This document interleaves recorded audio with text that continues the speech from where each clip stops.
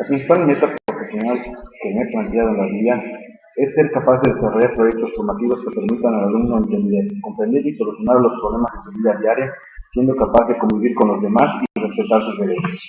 En otras palabras, deseo dinamizar la educación a través de proyectos formativos, estableciéndola como la metodología para enseñar y evaluar el proceso formativo de los alumnos de educación básica del Estado de Yucatán, particularmente los de telesecundaria.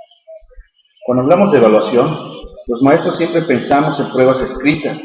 Sin embargo, hoy en día esta acción implica más que una simple resolución de una prueba. Es más que ello, sobre todo ahora que el enfoque se basa en competencias en lo relacionado a la educación pública en nuestro país.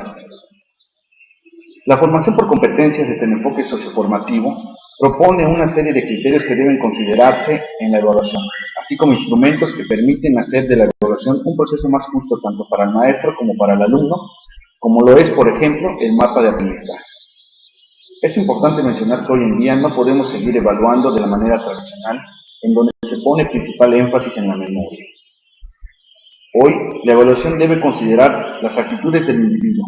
Recordemos que el perfil de egreso de educación básica plantea un conjunto de rasgos que los estudiantes deberán tener al término de la educación, para desenvolverse en un mundo en constante cambio.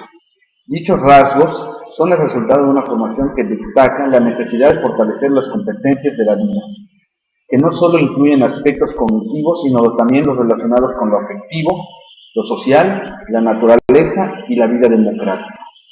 Y su logro supone una tarea compartida entre los campos del conocimiento que integra el currículo a lo largo de toda la educación básica.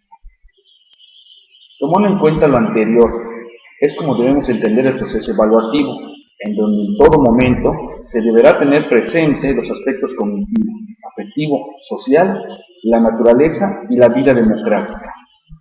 En otras palabras, el contexto del alumno. Es por ello mismo que desde mi perspectiva, resultado de las metas profesionales que me he planteado en la vida, la evaluación debe ser un proceso dinámico en donde el alumno tenga la posibilidad de demostrar todo lo aprendido. Debe ser un espacio en donde el alumno pase de la teoría a la práctica. Recordemos que el hombre, a través de su evolución, como la misma historia nos lo enseña, se fue haciendo del conocimiento a través de la solución de sus problemas, pues día a día se enfrentó ante la situación de satisfacer sus necesidades. Cuando sufrió por las inclemencias del tiempo, se vio ante la necesidad de resguardarse y construyó casas. Cuando se vio ante la necesidad de defenderse de los animales y obtener alimento, creó armas y herramientas. Cuando se vio en la necesidad de establecerse en un solo lugar, lo hizo hasta el momento en el que ya dominaba, aunque de manera incipiente, la agricultura y la ganadería. Y ahora en la modernidad, cuando se ha visto en la necesidad de almacenar todo el conocimiento adquirido a través de su evolución, ha creado la computadora.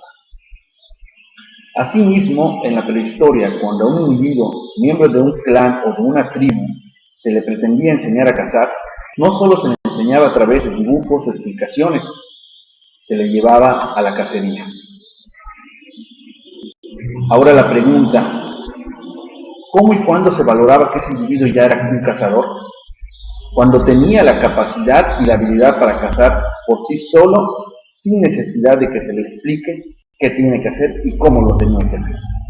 Es pues la misma historia de la humanidad que nos enseña que para que un individuo sea considerado competente, es necesario que demuestre el dominio de dicha competencia. Y mientras más competencias domine, mayor será su capacidad para solucionar los problemas de su contexto. Luego entonces, cuando un maestro es capaz de entender qué es lo que debe evaluar en el alumno, entiende la necesidad de plantearle al alumno las actividades que lo guíen hacia el logro de ese objetivo o bien objetivo, de tal forma que descubre que debe poner al alumno ante las situaciones de su contexto, pues al final de cuentas, el perfil de egreso de la educación básica busca, en síntesis, hacer del individuo un ser capaz de resolver sus problemas de la vida diaria, continuar con sus estudios o bien incorporarse al campo laboral. Sin lugar a dudas, este curso me permite acercarme a la posibilidad de establecer los proyectos formativos como una metodología de evaluación que se apoya en los elementos de las competencias desde el enfoque socioformativo y que permitirá dinamizar la educación de hoy en día.